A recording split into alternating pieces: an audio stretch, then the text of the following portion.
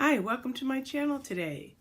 I have my Friday Reads video, and I may get this video up today, Friday, or it may go up tomorrow, but I'm going to go ahead and do it now because I am in the process of editing another video, so I have to get my timing right, and we'll get it up there. But I want to start off this week by saying that this, again, is my Friday Reads video. It is my second Friday Reads. I did my first one last Friday, and last Friday went really well. Looking at my notes, last week I read 14 complete books, which really I pretty much only considered one because I did not finish one of them, and I'll briefly talk about that in a moment.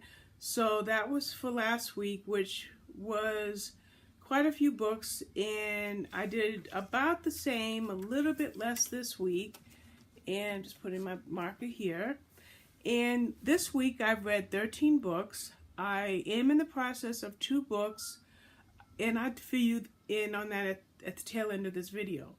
But for right now, what I'm going to include in this Friday Reads is the fact that I read 13 books for a total of 4,295 pages, and that averages to about 614 pages per day.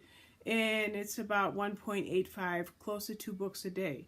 And considering I am in the process of reading 2 books, we'll say I'm reading about 2 books a day still, which is pretty much on the mark for this month of February. So, to start off, I'm going to give books 1 and 2, which we are not going to include, but I want to tell you about them just a little bit. The first book is called The Promise by Katarina Diamond. It is the 4th book in a series, so I thought, well, I should be able to read it. I hope that it will do well as a standalone. I got to about 35%, but the thing is, when I got to about 20%, I restarted the book, and then I read it again till I got to about 35%, but I just was not able to get a hold of the characters and the backstories. So I went to my library online and I grabbed the first 3 books in the series. Well, when I got to the first book, which is called The Teacher, I got to maybe 20% of that one, but it was very gruesome. It was very detailed, and it's one thing when you're reading crime drama and you're reading about a murder or about a crime and the investigative process and so forth, and I'm comfortable with that because I read a lot of psychological thrillers, but I'm not very good with actual crime drama, and I've had some DNF reads for 2018 in this very genre, so I'm going to have to be just a wee bit more selective, stay with the psychological dramas, but kind of avoid the crime dramas. So that's books 1 and 2, which were slashing as DNFs. That's it, did not finish. Now, moving on to what I did read from last Friday through today until I started the other 2 books. The first book is Redemption of the Heart by Moni, Boyce. Now, this came out on January 8th. I loved it. I gave it 4 stars. It's a debut novel of redemption, as you can see in the title. And in this book, basically, Gemma Payton has an opportunity to start again after going to jail. And she went to jail because she got away from a very abusive husband, but in the process, a crime was committed, and she had to go to jail for a few years, or prison for a few years. And now that she's out, this man named Alex Chambers gives her a job in his restaurant, and they hit it off. But there are problems, and I'll just go really quickly. The first problem is that, which is not a problem, is the fact that she's an ex-con, that he has no problem with that. There are different races. She's black and he's white, so there's some heck that he gets from his family regarding that. And thirdly, there's something that ties them together that they don't discover till later on, because what happens is his sister is gung-ho at matchmaking, but when Gemma meets Alex's father, Thomas, I believe his name is, Thomas just has a sense about something, and he gets the information about it, and this presents a huge conflict and creates a situation where redemption or forgiveness is needed. And that's a great book. It's, like I mentioned, it's a debut novel. The next book that I read was A Duke by Default, which is by Alyssa. Now, this is the Reluctant Royal series. It's the second book. The first one is a Princess by Design, I believe. And the third book is A Prince on Paper. Now, I read the first book last week. So I believe I read it. Did I? Yes, I read it last week because it didn't come in this Friday Reads. And then I read this one, and just yesterday I read A Prince on Paper. Now, this was a very good book. It was my favorite of the three in the series, and I gave it 4.5 stars. And basically, when we read the first book, which one of the characters' friends, her name was Portia Hobbs. She was a heavy drinker. She got into a lot of trouble that way. But in this book, she's a changed woman. She not only has she given up drinking, but she's changed her life to a point that she decides to become an apprentice for sword making or sword fighting. And so she goes to Edinburgh, Scotland. She's going to be there for a short time and engage in something that she had trained in at another time in her life. Well, she meets somebody named Tavish Mackenzie, who's in charge of the whole program, and there's problems there because he's a little bit older than her, he's a different race than her, she's a foreigner in his country, and she's only going to be there a short time, so he has to fight his attraction. So basically, that's the kind of the premise, but on the side of it, Portia is a little bit more than his apprentice. She's also his right hand, and in doing this, she discovers that he's the secret son of a duke, and so the story shifts from there, and it becomes a little bit of a mystery, and it's a little bit of fun too. So I really enjoyed it, and as I mentioned, it was my favorite in the series.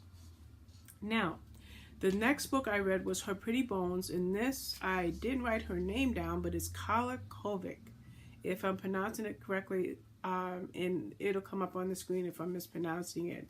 I gave this one 4 stars. And basically the premise for this book is there are 2 women that are found in very similar circumstances. One woman is seen jumping out of a van and almost gets run down, and when the driver stops to assist her, she says, "Help her." She doesn't ask him to help save her. She asks him to help save someone else. So the police become involved, and they realize right away, shortly after that, that there was another woman in very similar situation, and this time it was her body that was found. And now, also, I want to mention that this is the 3rd book in the Detective Gina Hart series. I haven't read the first 2, but this was very easy to read.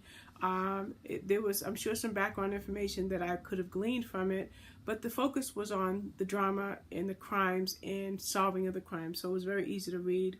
I got this one from Bookouture and NetGalley, and I appreciate it, and I was able to enjoy it. The next book I've had for a long while, it came out on January 8th, it was called The Au Pair by Emma Rous. Now, I gave this one 5 stars, and the thing about this book is it came highly recommended for over a month now from my friend Elizabeth, but I finally was able to squeeze it in, and I'm glad that I was able to do that. And basically, it starts off where Seraphine Mays, her twin Danny, and their older brother Edwin, they just lost their father when they were children, or actually when Seraphine and Danny were babies, the same day of their birth, actually, their mother committed suicide.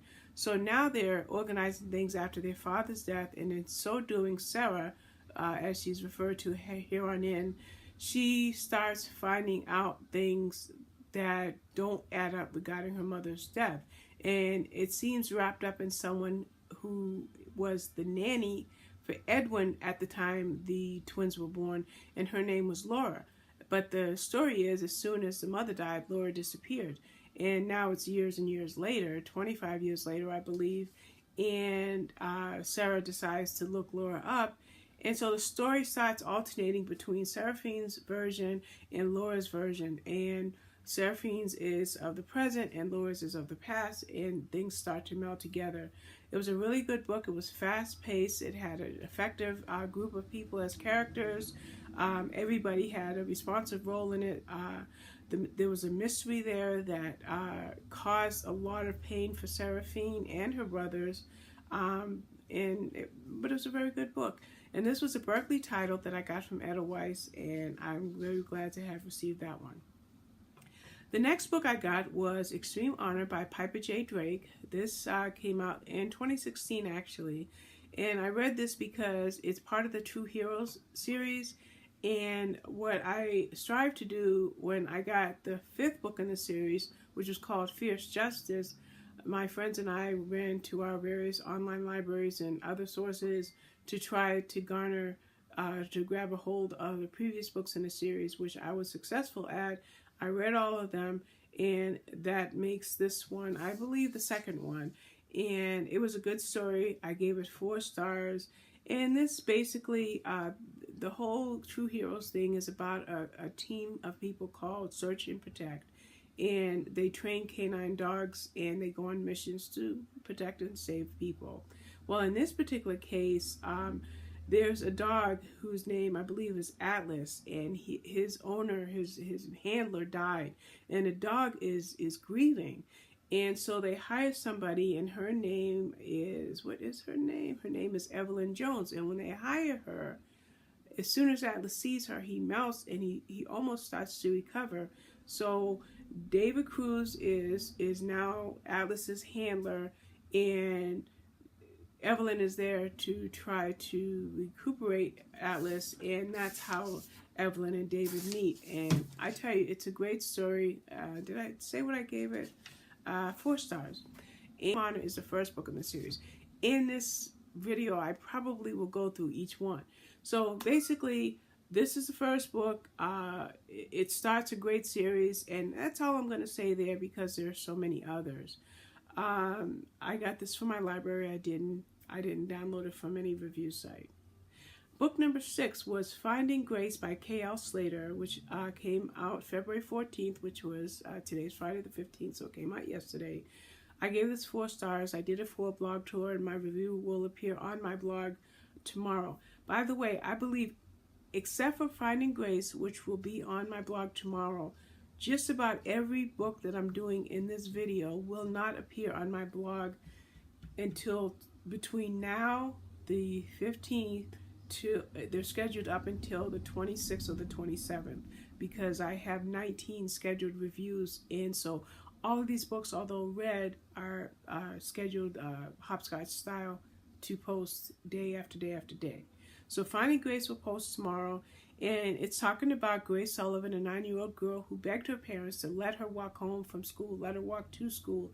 No, they wouldn't let her do it. She just had her 9th birthday, so she's going to have a play date, and she says, please may I walk home? It's a block away, and the plan is for the little girl's father to watch Grace walk halfway, and for Grace's father to watch her walk home the other half, and therefore she'll be in their line of sight, and everything should be fine. Well, there's a distraction that occurs with one of the parents, and Grace disappears. That's the story.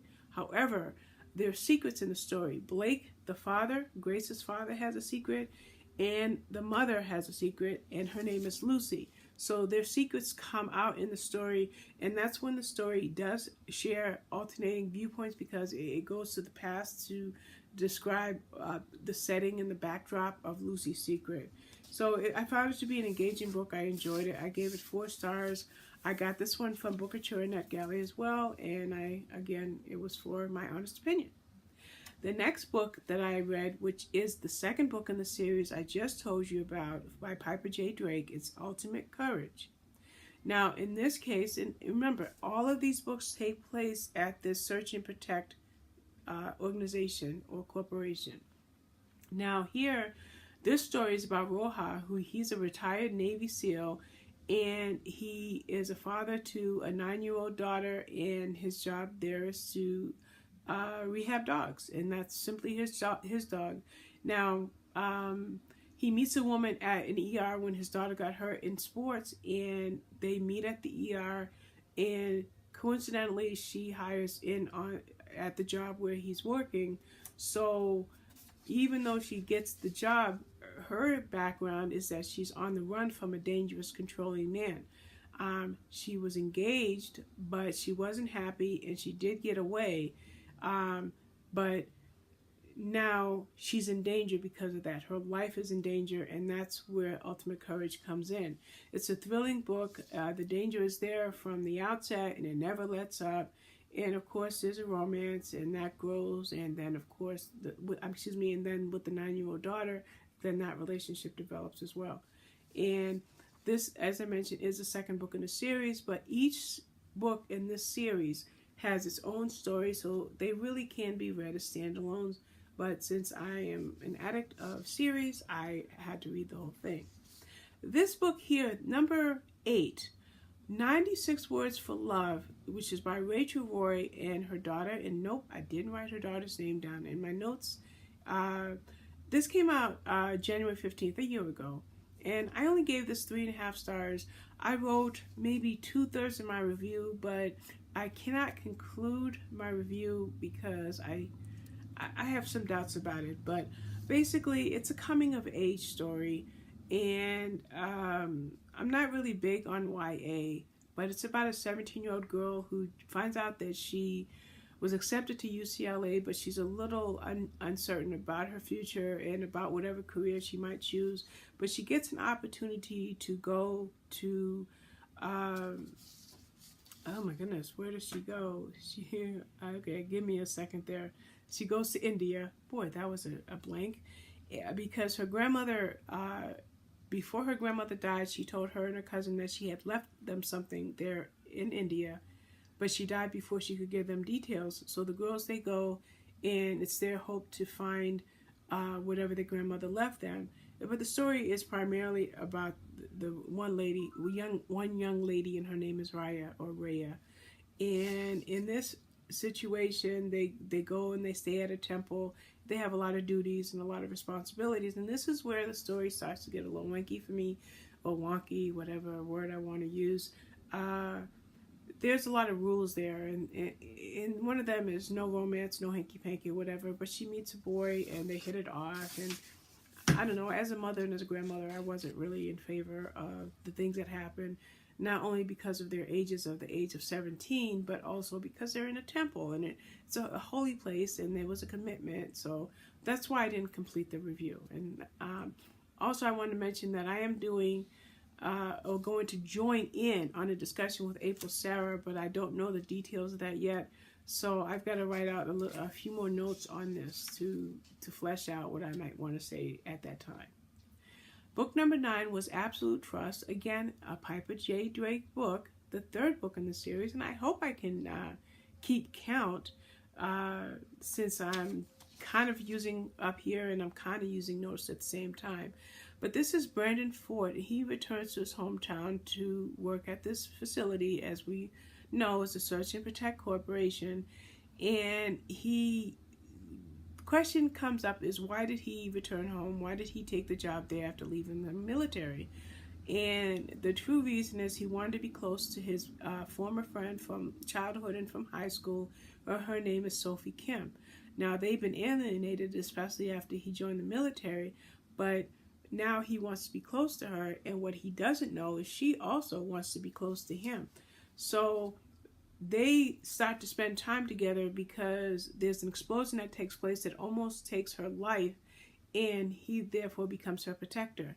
It's him along with his dog Hayden, and Brandon, by the way, is in the process of rehabilitating Hayden because Hayden lost his front leg in the service, and he has a prosthesis, and so Hayden has a big role in this book. And if you like dogs, you're going to love the whole True Hero series because each hero, male or female, has a partner who is a dog, and each dog has a big role. And in this case, it's Hayden.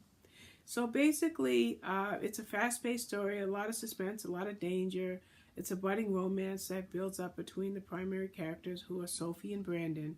But there's a lot of things about Brandon, a lot of baggage that he brought into the relationship, and that gets handled well. And of course, the dogs we have, and then there's things about Sophie that come through as well. And I have to say this, that Sophie adopts a cat, and I love that too. Okay, moving on to The Conspiracy by Kat Martin. Now, these last couple of books, well, okay, I'll just go on. In The Conspiracy, I haven't written a review, so I'm basically going to read the blurb, but I will tell you that I've already rated it at 4.5 stars, and I'll write the review later today. So the blurb basically reads, Harper Winston's brother has disappeared. Pursuing his dream of sailing the Caribbean, Michael hasn't responded to texts or emails in days. When even the Coast Guard can't find him, Harper is forced to take desperate measures, which means going to chase Garrett, once her brother's best friend, now the only man she can trust, or so she hopes. As the successful owner of Maximum Security, Chase has learned to trust his gut. He knows Harper's father is mixed up in a deadly business and suspects there's more to Michael's disappearance than meets the eye. Getting involved with the Winstons goes against everything he stands for, yet old loyalties die hard. As the case draws closer to Harper and deeper into the Winston-snarled crime family, he is forced to put everything on the line to keep Harper safe and both of them alive. It's a great book, 4.5 stars. I look forward to writing the review for that one. Then I read Total Bravery, the fourth book in the Piper J. Drake series, which I gave 4 stars. And this is about Sal, who he's the newest member of the team, lowest man on the totem pole, and now he's in Hawaii, and he has a German Shepherd dog, just like everybody else has a dog for a partner. His dog is named Taz. Well, his very first mission is a whopper, because he is at work. He receives a phone call from a woman named Mally Siri. And now she's a professional researcher, and she calls the corporation, the Search and Protect Corporation, to speak to her sister. Her sister's name is, I want to say her name, I can't say it, Mally. Her name is Mally. Erin. She wants to speak to her sister, Erin, but Erin doesn't pick up. Her best friend, who happens to be Sa, he picks up, and she says, I need help, I'm in trouble. So he immediately assumes the role of the responsible role to say, yes, I'll help you. And he helps her because she needs help. That's his job. But also she's the sister of his best friend. Now, this, as I mentioned, is part of this great series, the True Hero series. It's a good story. It's a lot of danger. Every story has a lot of danger in this series. It doesn't let up. And another thing is, of course, they develop a relationship, but in the process of this, her sister Erin is very protective, and that creates another layer of conflict. And that is the 4th book in the series. The last book in the series is Fierce Justice, obviously Piper J. Drake. And this was my favorite book in the whole series. And I read them all within 5 days of each other. And I gave this one 4.5 stars. And this is Erin. Now, I just spoke about Erin, who is Mally's sister from the previous book. So the readers who are following the series know that Erin is one of the canine handlers at the Search and Protect. And she has a dog for a partner, just like everyone else has. But in her situation, she is on a mission. And in the process of this mission, someone is injured, and she has to choose between completing her mission or saving a life. She saves the life, but when she sees the face of the man that she saved, she's rather disappointed. Not disappointed because she's a good person, but he's the last person that she wanted to see because they have a little bit of a history. Meanwhile, Jason, the man that she saved, he is a mercenary, so their jobs are a little bit at cross purposes, because his job is to try to destroy a kidnapping ring, and her job is to try to take down a trafficking organization. So they end up working together. She's more so in the lead or in charge than he is, but they work together. And I want to say too that as they're working together to stop these nefarious people, one person from one of the previous stories, her sister Mally, comes back into the story, and that's yet another level or layer of the story that's met with in this book. This particular, maybe I might have enjoyed this book more than the previous 4, because in this case the romance is kind of on a slow burn. It's more about the drama, the danger, the intrigue, and all of that. And to me, it made the story much more exciting. So I really loved it. It's the 5th book in the series. I'm going to run them through again. Extreme Honor, Ultimate Courage. Winter Valor was a novella that was only available in a newsletter. I can't get my hands on it. There was Total Bravery and Absolute Trust. And there's another book this fall called Forever Strong. And you bet your bottom dollar that I'll be reading it. I got Fierce Justice from the publisher, forever in print, and it's in the living room, so I can't get it right now. But I also got the e-copy, and that's the one that I showed at the beginning of the video. I'm at the end because I'm at my last book, which was book number 13, which is A Prince on Paper by Alyssa Cole. Now, I haven't written the review yet because I finished this book before a doctor's appointment this morning. So just like I did on a previous book a minute ago, I'm going to go ahead and read the blurb, and then I'll give you my assessment. It reads, "The Reluctant Royal series returns with a good girl searching for the life that's not too big and not too small, and the bad boy prince who might be just right for her. Naya Jerami fled the solo for glitz and glam of New York City, but discovered that her Prince Charming only exists in her virtual dating game. When Naya returns home for a royal wedding, she accidentally finds herself up close and personal in bed with the real-life celebrity prince that she loves to hate. For Johann von Brostein, the red-headed step-prince of Lichtenberg, acting as paparazzi bait as a ruse that protects his brother, who is the actual heir to the throne, and his own heart." That's a long sentence, and I apologize. "When a royal referendum threatens his brother's future, a fake engagement is a perfect way to keep the cameras on him." So he's a good guy, taking the camera and the attention off of his younger brother. "Naya and Johann both have good reasons to avoid love, but as desires are laid bare behind palace doors, they must decide if their fake romance will lead to a happily ever after." Now, I, at this point, am rating this book a 4. It's going between a 3.5 and a 4. I haven't written a review, but the thoughts that are floating through my mind are that these characters were kind of immature. Some of the phrases they used were rather ridiculous. They're phrases that I would expect to read in a historical romance, not in a modern day romance. So the phraseology kind of threw me off a little bit, and their conduct and behavior threw me off a little bit. But I did enjoy it. I'm glad that I read it. I'll probably go with 4 stars once I actually write the review out. And that's it.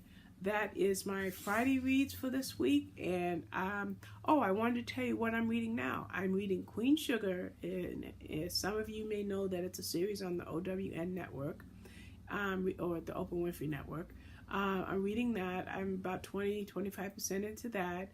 And I also started another book called Confidential. And I can't give you the name of either author because I didn't write those down. I'm only 10-12% into that book. But those are what I'm reading now. No doubt I'll finish one, if not both of them, tonight and embark on my next read tomorrow. All right, I'll be back with another Friday Reads next week, but there'll be videos before this one goes up most likely, and after this. And I'll see you soon. Thank you for your time. Bye-bye.